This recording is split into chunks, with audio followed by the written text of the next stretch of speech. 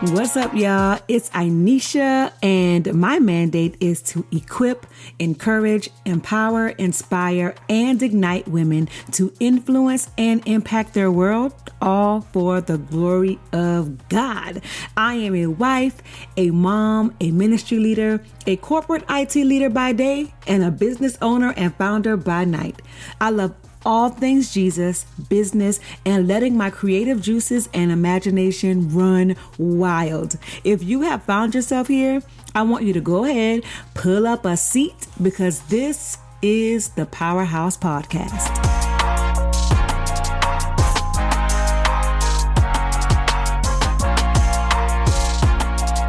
On this episode, we're going to hear from one of the amazing authors of the Unveiling Her Devotional, an anthology written by some of the students of PowHerhouse Academy.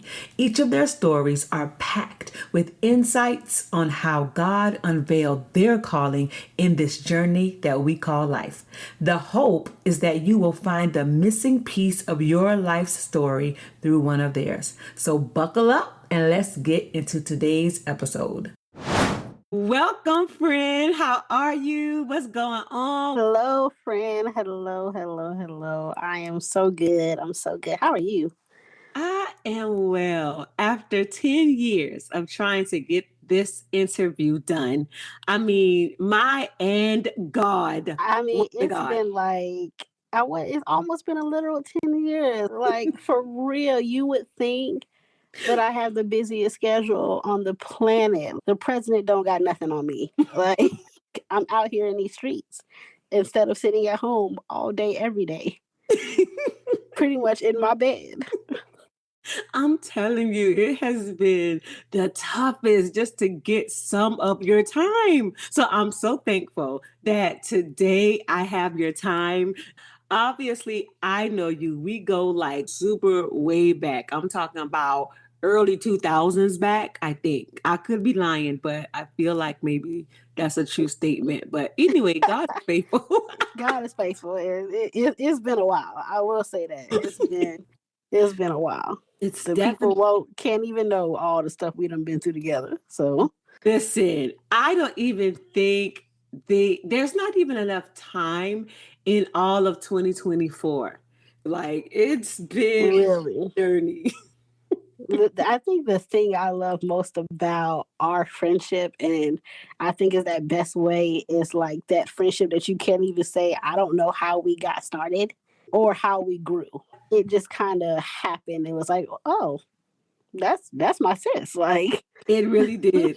We are definitely going to have to do a friendship episode or something like that. That might be a man, pretty cool series to do yeah. with different people and just talk like friendship and stages and, the things you go through and transition and like foundations. As to this day, I promise you, I don't even know when we was looking at it, like, you know what, we cool. Like yeah. we like doing this. To the point where my mom thinks you're her twin. So, it's that kind of space. And she's like, have you talked to my twin? I love you, Mom. Okay, so I guess just to start us off, obviously we all know that you are here to talk about the devotionals that you have written that are featured in the Unveiling Her devotional. But before we get into that, just share a little bit about who you are and a little bit of your story. Okay. Yeah. So who I am is, first of all, I'm first off a daughter of the King. Like, if I haven't learned anything about myself in the most recent times, it's that I am a daughter of the King, and I have that favor on my life. Mm-hmm. Second of all, I'm a wife to a great guy, and just I'm everything else to everybody else, I'm a sister, I'm a friend, I'm everything to, everybody. And I take it all with stride every day. Yeah. I think one of the things that I understood about you from the moment we met, you are hands down a gatherer and a person that, like, I'm there for you, you're there for me, or actually you're there for people even if they're not there for you. Like, you are literally like the rock of, people and their stories. And you know what? that's definitely a space for me. And I think probably more than anybody, that I would get tired of it. I would be like, I don't want to be there for everybody no more, And that just was not my lot in life. Like the Lord was like, no, this is where we have you. Like figure out how to be okay with that. And I think now I definitely am. Like I'm like, you know what? This is who I am. This is who I've been called to be. And I love it now. Yeah. Being that person that people know that they can depend on. Because everybody doesn't have that. And everybody can't be that. And that's so true. Like everybody doesn't have that and everybody can't be that. It truly is like a gifting. It truly is something that it's a grace that you have to carry. You can look in somebody's eyes and you're like, nah, no, come over here, baby. Like that's you. Like you would look at somebody and be like, come here, pumpkin. Like, let me feed you and let me speak the word of the Lord over you because you just need right now.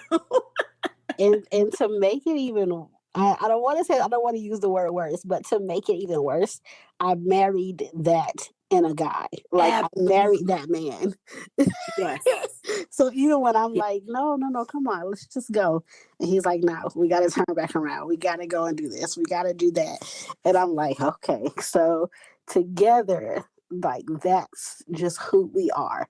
It's never a question if we're going to be of service to people.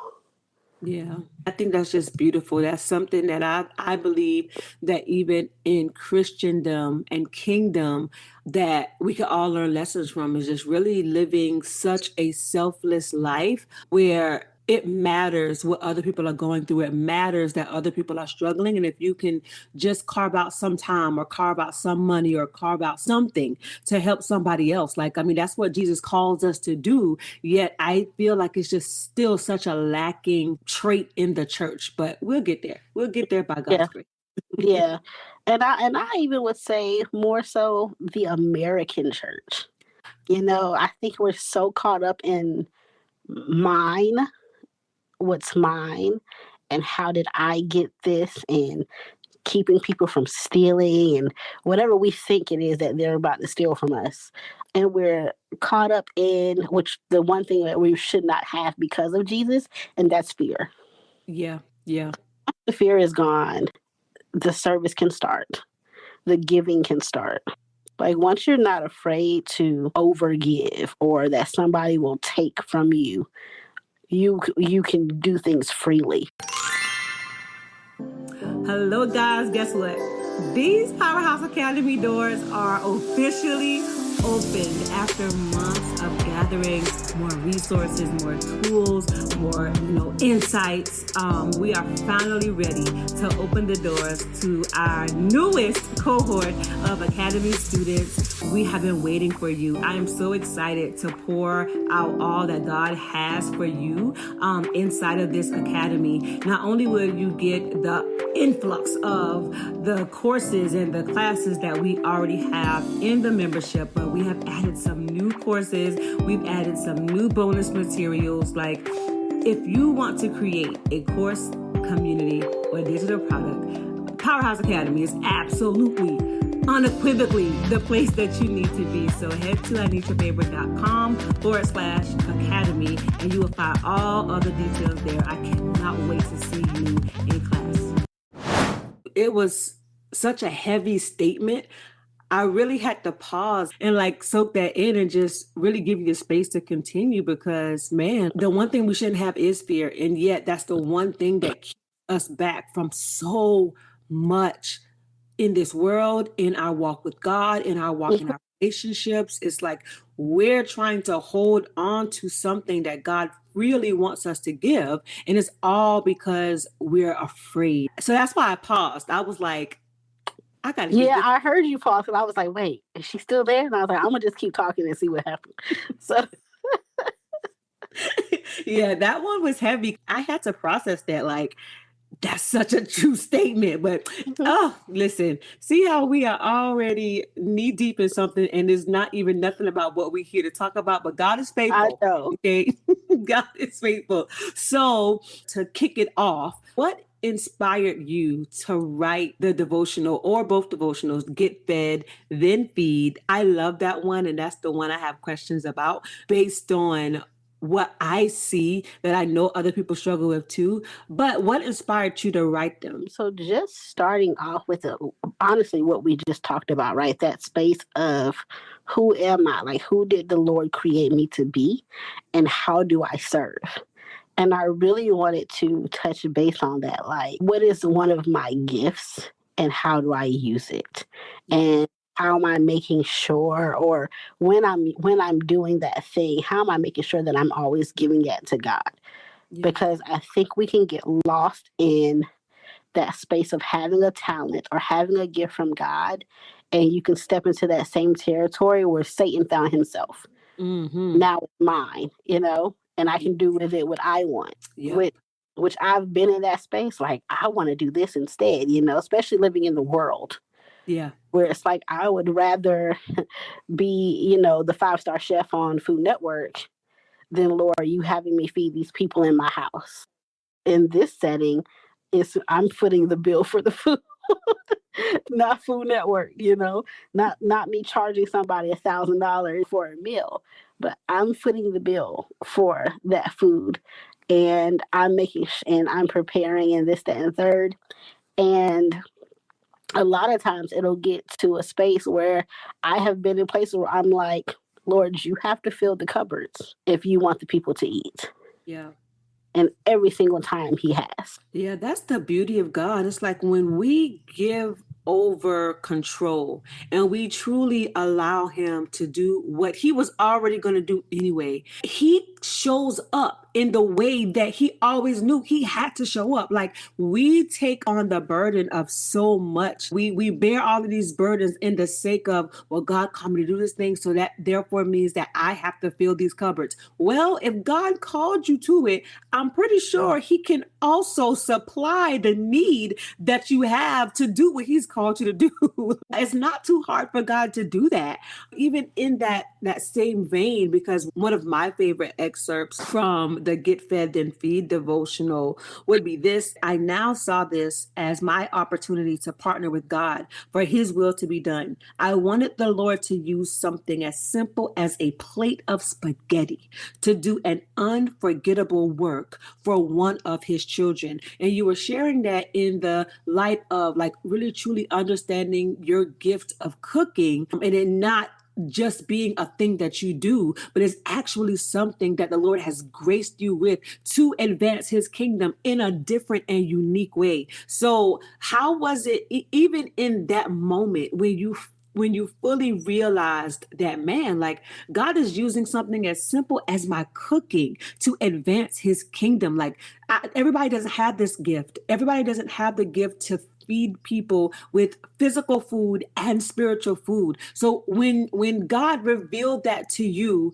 what was it like? Like describe how life changed for you, or rather your perspective of life changed for you once you realized this thing that was always there was actually the gift God intended for you to use. Yeah. So, I mean, well, people say like, oh, mind blown. I think that's exactly what happened to me. It was mind blown Yeah. because it was several seasons. Even how I start off the devotional with like me going, God, what's my gift? She's singing all the way through. This guy can play the drums. This person is doing this. This person's doing it. What is it that I do? And I kept feeling like at some point you're going to reveal it to me. Where is it? Like, can I do a prophecy? You want me to go travel overseas? Like, what am I going to do? And I think I was out here looking for something huge, something big, and having a conversation with you after being exhausted in myself. Yeah. Praying prayers that weren't really prayers. It was more so me fighting with myself and the Lord being like, come on now, give me a minute and I got it for you. And then having the conversation with you and you telling me like, friend, take a moment and take a step back. And in that space where I was able to take a step back and really look at that space of cooking and something that I just naturally love to do.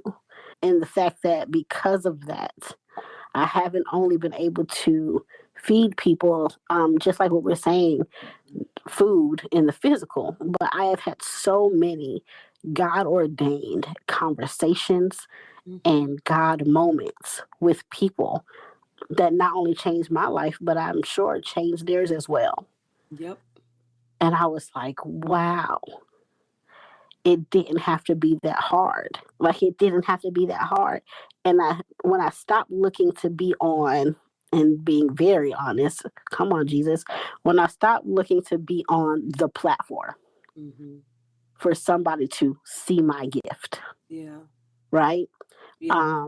When I stopped trying to do that and was okay in the fact that I'm over here, then I realized how much my gift that I thought was small was actually in a whole bunch of stories. Yes, this is exactly why I loved, obviously I love everybody's devotional, but the reason why I loved this particular devotional is because I think as a whole, a lot of people do struggle with the fact that, oh, well, I don't have something that's like blatantly in people's faces. I'm not on all of the stages prophesying this, and I'm not Maverick City. I'm not, apostle anybody. I'm just me in my own world. But yet they are neglecting the fact that they are literally changing the stories and trajectories of people's lives every single day because they are having conversations centered around a gift that the Lord had given them. I believe so many people can find themselves in this very story where it's like, man, like I didn't even know that this thing that I was doing that I love to do, that God could use it to advance his kingdom. I would have never thought that. Yes. And so that's why I love your devotional. I think it's so freeing for people to see. And you know what? My husband, we went out to dinner a couple weeks ago, and I kid you not, he remembered the meal that you had cooked for his birthday when I had like the dinner in. So he ordered something at this super fancy restaurant, and he absolutely envisioned what you made. And when he got it, he was so disappointed. What's so funny about that is like every time I convince my husband to take me to like some nice fancy restaurant for date night, and he's always disappointed. He's like, you could have made this and it would have been better and we would have saved money. And I'm like, right, but I don't want to cook all the time. I know. But you are right. Like, it would have been better at home. And it's so sad, like, being in that space. But I think too, people don't understand, like, love is an ingredient. Woo, girl, you better break that one down. I mean, and that's a big thing, because it should legit be on the cookbook, right? Like, love is, and it's the main ingredient. When Jesus was doing a thing, every time you see him doing something, it's out of love. When people are receiving miracles and blessings, that's God's love. It's the main ingredient. So when I realized that that's what was the difference in me doing it for his people in my home versus me trying to make it a thing, it was because I was doing it out of love there. This is so interesting, but I promise you, and I'm saying this so that if anybody anywhere ever hears this, they gonna have to be like, dang, like they said this on the PowHerhouse Podcast. I really believe that you need, I know you got 50 million thousand books in you, but the one book that you definitely need to write is Love is the Ingredient. Because that in and of itself, when you mix love with anything you do, it automatically ups the game. Without it, everything falls flat. Very much so. For me, I always think about, and it's something so simple, but it's my grandmother's oatmeal. My grandmother's oatmeal for me, for whatever reason, I can never make it like her. So many mornings I'm just like, gosh, I want some oatmeal, and I refuse to have it. Yeah. Because my grandma is not making it.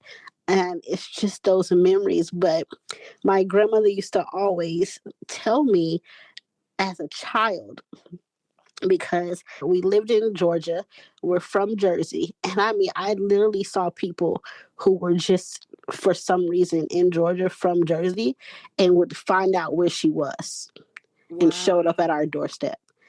And I would be like, this is crazy that people just feel like they could just come. And my grandma always would say, Jesus puts everyone's name in the pot. Whatever I don't know, he does. And so it was that space that she always knew she was cooking for everybody she loved. Man. And it made a difference.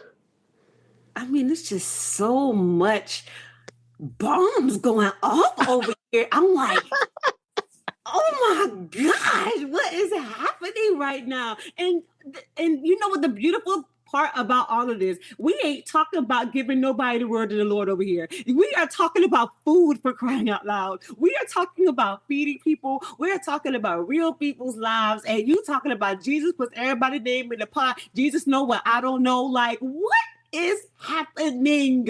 I mean, come on. That's the miracle of the loaves and the fish. Like, yes. Everybody's name is in the pot. Oh my gosh. Like, you keep right on blowing people's mind over here. You That's just keep it. on. The Lord saying, this ain't nothing new. I've been doing this. I've been doing this.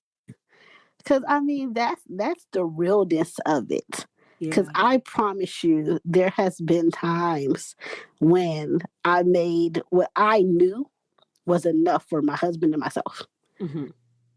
And somehow it fed 6-7 people to fullness. Now, not taste a little bit, but to full. And I've been told myself, the math is not for me. Right.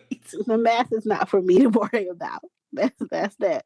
That's God's math, and I'm cool with that. Exactly. It's God's math. He know that 1 + 1 ain't about to equal 2 in him. Right. 1 plus God is more than we could ever imagine. You hear me?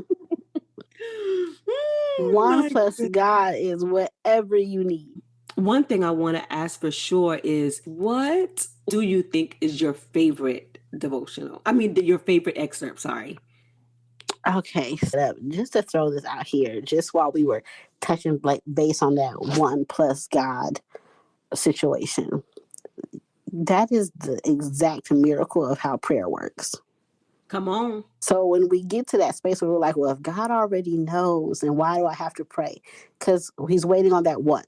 He's always God. He's just waiting on that one, that you, to say a thing. And I guess, so now I have to go from this devotional about feeding to going back to my other devotional, which is Dwell in Love. My favorite excerpt about that is the very beginning, when I'm talking about the fact that my husband said a prayer because he knew that something wasn't right. Because we have to remember, because of the tumor, I had no idea. I had no idea that I was sick. I had no idea I was missing time. None of it. But he did. And it was that 1 plus God. Yes. It was the fact that he said, instead of us going to church, we're going to go to the hospital because I prayed. I mean, even thinking through that, like, that had to have been God, because the thought would be, okay, we're just going to go to the house of the Lord. Like, God's going to work it out. God's going to work it out. Healing. But something with his God on the inside of him was like, nah, I need to take my wife to the hospital. She needs to go now. And she needs to go now. And then we sat in that emergency room for 23 hours. Mm. Not over-exaggerating, not trying to bump it up to make it sound like a big deal. It was a literal 23 hours that we sat in an emergency room waiting to be seen. because when I cannot even tell you how many times I begged, let's just leave. I'm okay. Perfectly fine. Whatever you think is wrong ain't wrong. Right. The hospital don't even think something wrong with me. That's why they haven't seen me yet. Like, come on. We can go. Like, for the Lord to have a doctor who saw us coming in to his shift. Mind you, doctors work 24-hour shifts. Yeah. He saw us when he was coming to work and then noticed us again as he was going home and then said, wait a minute, y'all follow me. Wow. I mean, to be noticed though, if I'm going into work, by the time I'm done with work, especially if it's after 24 hours, I'm not noticing nobody. Nobody. Yes, I'm noticing that I'm about to go home. Y'all gonna deal with whoever's in this hospital right now because I'm not. That's just not me. So, I mean, even in that was God. That's the thing, though, because it wasn't like we were the only people in the emergency room. We were in a full waiting space. We didn't talk to this man, nothing like that. He just noticed. The Lord was like, bing, them. And he and he noticed so much that he went around and just pulled us to the back. I know obviously in the devotional you go deeper, and I know there's going to be more that you share just from that journey alone, which was definitely God. What do you hope readers will gain from reading your devotional? If nothing else, God is good. In everything that he does, even in the things that seem like tragedy, God is good. Like he is who he says he is. He does what he said he's going to do, and he is always good. Yeah. Because, and I just want to throw this little tidbit on there. While I was in the hospital, because my job was there for a little bit over a month, I had a painting that I did 2 years before that date, where I had painted all of the names of God on a big board. My husband brought it to the hospital because he wanted me to have it in my room. From his walk to the garage to putting it in my room to the time that it sat in there, the amount of people who came in, strangers who somehow would see this painting from the hallway, would just walk into my room to look at it and inquire about what it was and who that God was. And people found hope, found all kind of courage, got what they needed. Not from me in that moment, because I couldn't do anything in that moment, but from what he did in me 2 years prior. Right. And then what he did again in my husband and telling him, because he didn't have to bring that. I didn't ask for it. Again, he was like, hey, the Lord told me to bring it. That's the part right there. We discredit things that the Lord tells us, and, we discredit the things that we've already done, but the Lord already knew 2 years before all of that transpired that there was going to be a day that painting needed to be present in a hospital room, not for necessarily the person in the hospital room, but for the people that would encounter that painting who were in the hospital. Like, that is the kind of God that we serve, and that's why we have to get out of this thought of, yeah, but my name isn't on the marquee board, and my name isn't on this particular flyer with all these other people, and my name isn't being plastered all over social media, because guess what? Who cares? Who cares? If you are not transforming lives for the glory of God, if you are not pointing people to the one and only true Jesus, if you are not giving people a hope and a future through God and through his word, it's all for nothing anyway. It's all for nothing anyway. Man, like, that blessed me. I'm sure it blessed other people too, but just to know that God is so intentional about not only us, but the people who will be impacted by us and what we do and what he does through us, like that alone should give every single person hope that what God is doing in you today, it will affect not just your tomorrow, not just your 5 years from now, but other people's as well. And if that ain't God, I don't know what to tell you. Man, that part right there. Yeah, Part right there. So tell us, woman of God. So what is next for you? What's on your agenda? Do you have anything in the works outside of the Love is the Ingredient book that you're going to that I'm obviously going to be writing, right?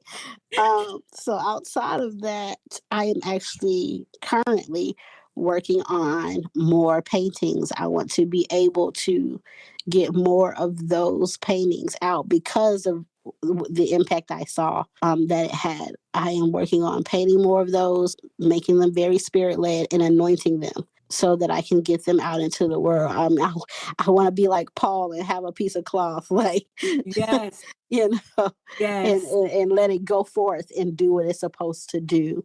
So I'm working on those, and then going from there, I am getting back into the kitchen and I'm getting back into the space of feeding people. Well, I'm excited about that. So yeah, man. Okay, so how can they reach you? Should they reach you on Facebook, Instagram? So the best place to reach me is going to be on Facebook, actually Facebook and or Instagram. And both of them are like at Ray Scott. You can find me on both of those. I answer to all of them, and you'll see on both of those platforms the paintings and everything that I'm working on in this season. In the next season will start coming up there. Well, thank you so much, friend. Thank you so much, woman of God, for being on the podcast. There were so many different things that the Lord shared in this podcast. So I myself am going to definitely go back and re-listen. But we can't wait to have you back on the podcast to just share more about what God is doing in you and through you and what He has for you to share with the world, because I know it's definitely powerful. So thank you, woman of God. I love you. And until next time, peace.